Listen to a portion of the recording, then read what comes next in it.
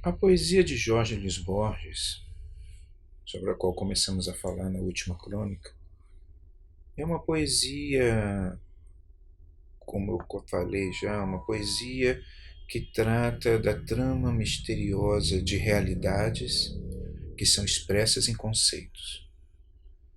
Os conceitos em si, para Borges, os nomes que as coisas adquirem para serem trabalhadas e pensadas pelo ser humano, elas guardam com a realidade uma relação muito particular, muito misteriosa, muito estranha. E para Borges, isso para ele é a fonte da poesia. Há um poema dele que nós vamos ler aqui, onde ele tenta definir como ele considera a arte poética. A arte poética. Olhar o rio, feito de tempo e água, e recordar que o tempo é outro rio. Saber que nos perdemos como o rio e que passam os rostos como a água. Descobrir que a vigília é outro sonho que sonha não sonhar. Sentir que a morte que teme nossa carne é essa morte de cada noite que se chama sonho. No breve dia ou no ano, ver um símbolo dos dias do homem e também seus anos, e o longo ultraje converter dos anos num rumor, numa música e num símbolo. Ver o sonho na morte, ver no ocaso um ouro triste. Tal é a poesia, que é imortal e pobre. A poesia retorna como a aurora ou como o ocaso. Às vezes, pelas tardes, uma cara nos mira desde o fundo de um espelho. A arte deve ser como esse espelho, que nos revela nossa própria cara. Contam que Ulisses, farto de prodígios, chorou de amor ao divisar sua Ítaca humilde e verde. A arte é essa Ítaca, de verde eternidade, e não prodígios. Também é como um rio interminável, que passa e fica, e é o cristal de um mesmo Heráclito inconstante, que é o mesmo e é outro, como o rio interminável. Bom, esse é um poema muito difícil, como todos os poemas de Borges, como muitos poemas de Borges o são. Ele está falando aqui da busca de uma simplicidade, de uma beleza poética, que está além do mistério das coisas. Ele destrincha o mistério do mundo, ele retira as diferentes partes das coisas da natureza, os seus diferentes conceitos e a relação paradoxal do conceito com a realidade, e colocando uns aos outros, junto com os outros, em oposição aos outros, ele chega a alguma coisa que está além disso.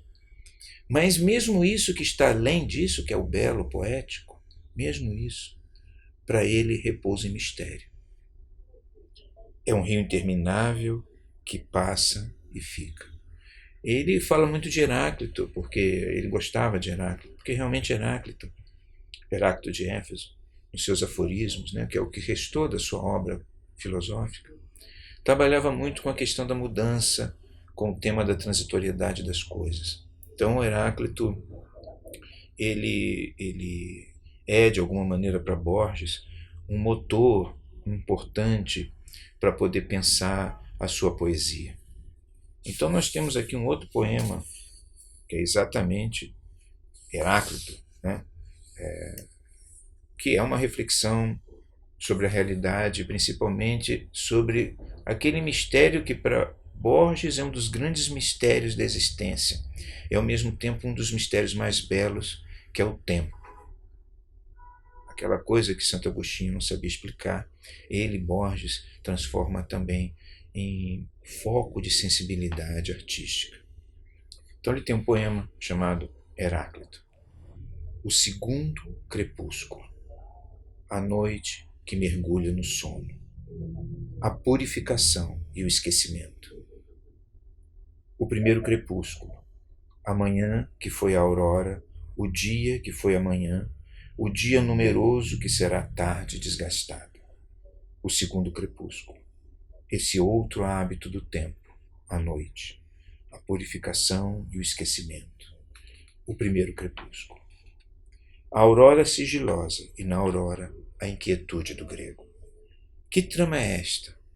Do será, do é e do foi. Que rio é este, pelo qual flui o Ganges? Que rio é este, cuja fonte é inconcebível?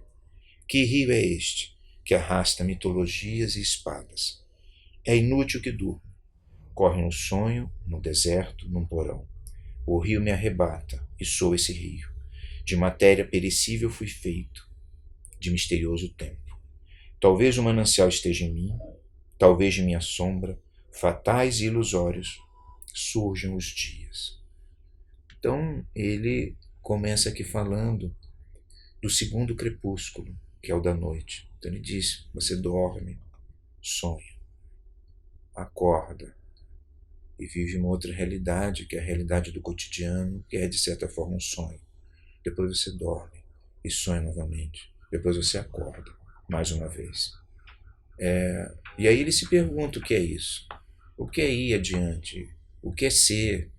O que é passar? O que é será? O que é o tempo? E ele se pergunta, se colocando na mente de Heráclito, né, o que é essa permanente mudança? O que isso significa? O que eu sou? Eu sou esse tempo? Estou dentro dele? Eu fluo? Eu desapareço? De onde surgem os dias? Então ele tem aqui uma profunda perplexidade diante da existência, né? E essa perplexidade para ele é bela, é incomensuravelmente bela, é poética. E ele se deleita em não ter a resposta para isso, mas ter apenas perguntas. E é muito curioso porque Borges não tem muitos poemas de amor, na verdade. Mas tem um que é o que nós diríamos um poema de amor, pelo menos até onde eu consigo entender. Você sabe, Borges gostava muito de enciclopédias. E na obra dele há muitas referências. Ele fala, por exemplo, nós estávamos lendo aqui, ele fala de Ulisses, ele fala de Heráclito. Ele gostava desse conhecimento que não sabia quem ele era e o conhecimento que não conhecia os outros conhecimentos. Ele achava as enciclopédias fantásticas, assim, essa descrição das coisas do mundo por temas, que você localiza por ordem alfabética. Uma multidão de coisas, né? Uma multidão de coisas que aconteceram e que não necessariamente tem entre si uma correlação precisa, ou que você não conhece, você não sabe qual é a correlação. Então há um poema dele muito bonito, né? Que é um metapoema, porque ele não fala só das causas, o poema se chama As Causas, mas fala também da sua obra. As causas. Os poentes e as várias gerações. Os dias, e nenhum foi o primeiro. A frescura da água na garganta de Adão, o ordenado paraíso. O olho tentando decifrar a treva. Os amores dos lobos na alvorada. A palavra, o hexâmetro, o espelho. A torre de Babel e a soberba. A lua que miravam os caldeus. As areias inúmeras do Ganges.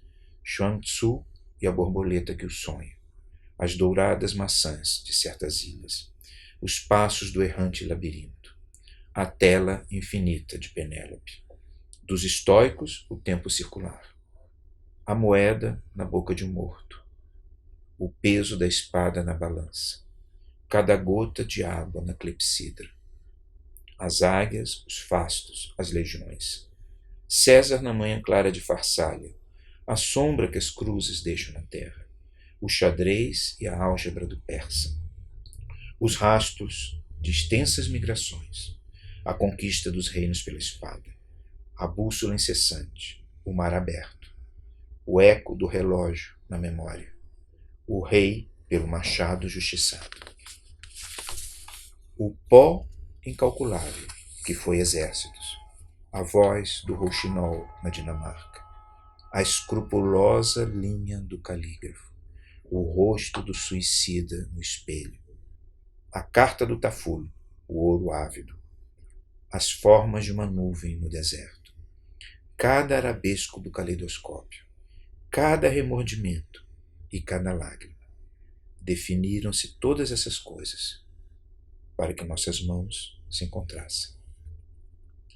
Esse poema, que sempre me pareceu assim um poema de amor, ele trabalha com a ideia de que, bom, com duas noções. Né? Primeiro, que esses temas são temas que ele utiliza na poesia dele com alguma frequência.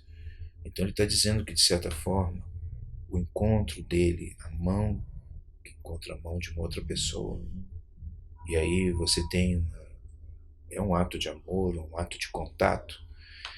Essa relação, ela é fruto de todas as experiências que ele teve com esses diferentes eventos concatenados, que aparentemente eles não têm entre si qualquer relação, mas que de uma forma assim muito enigmática permitiram a ele, Borges, chegar e tocar a mão de alguém. E por outro lado, ele está falando também do tempo e dos acontecimentos no tempo. Ele fala aqui de coisas que aconteceram, de coisas que talvez não tenham acontecido, né, de coisas do passado, né, que de uma maneira assim muito complexa não estão necessariamente associadas, mas que de uma forma também igualmente estranha permitiram que ele encontrasse alguém. Então, esses três poemas eu considero assim poemas que mostram o caráter misterioso e inquietante da poesia de Borges, né? E como a mente dele era uma mente que se aprofundava numa visão do mundo que não era uma visão exatamente corrente, mas uma visão montada em cima do mistério essencial do mundo. Isso é Borges, basicamente.